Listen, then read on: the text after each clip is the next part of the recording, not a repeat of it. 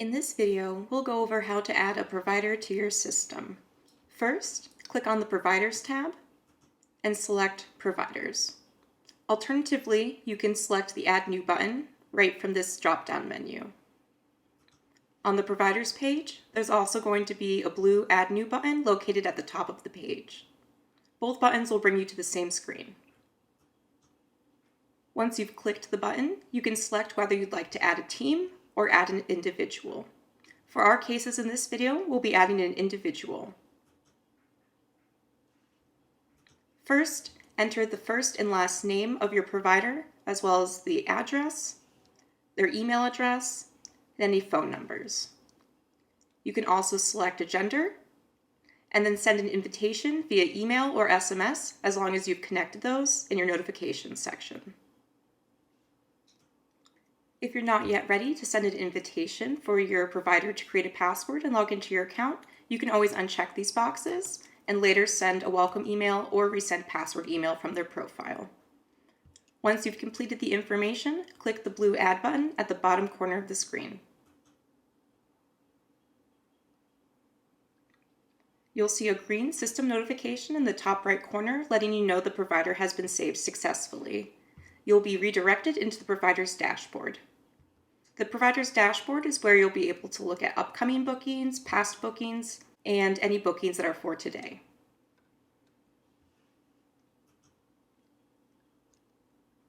If you go into the Profile tab for the provider, you'll be able to upload an image, add notes, or make any changes to the information you entered when you were first creating their profile. If you'd ever like to change their password, you can click the gray Change Password button, and a pop-up will appear. Enter the new password twice, and then check the box if you'd like to exclude the notification or leave it unchecked so your provider will get a notification that their password has been changed. Then click the Save button. Whenever you make any changes, including changing the password for a provider, always be sure to then click the blue Update button to update their profile.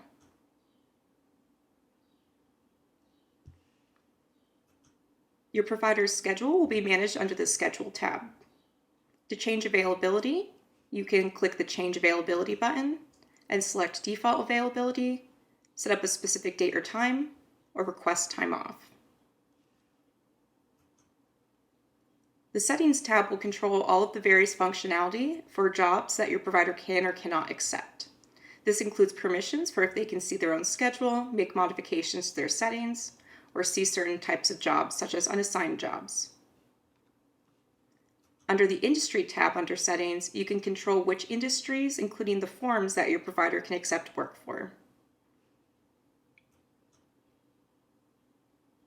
Under the Forms tab, you can control the very specific information, such as whether the provider will be paid a specific wage, the types of frequencies and categories they can do jobs for, and any other variables you've added. At the bottom, you can control which locations they're enabled for by checking the box next to your location name and then clicking View, Zip, or Postal Codes if you have a postal code or zip code based location. To disable a provider from accepting jobs in a location, uncheck the box next to the name of the postcode or place name, then click Save.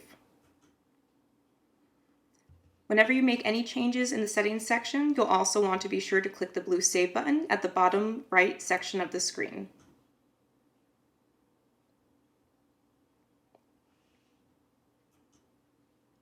If you connect a payment processor or would like to send out payments using BookingKoala, all those payments will be located beneath the Payments tab on the provider's dashboard. The Notifications tab controls the types of notifications that your provider will receive. You can enable or disable notifications by clicking the toggle button. A pop-up will always ask if you're sure you'd like to enable or disable the notification type. Click Yes to proceed. Also in this section will be a notification log.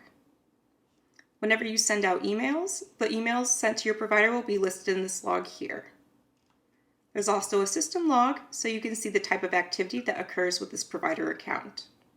For example, we can see that the provider was created just a few minutes ago, and now that we've updated several settings, new logs have been generated.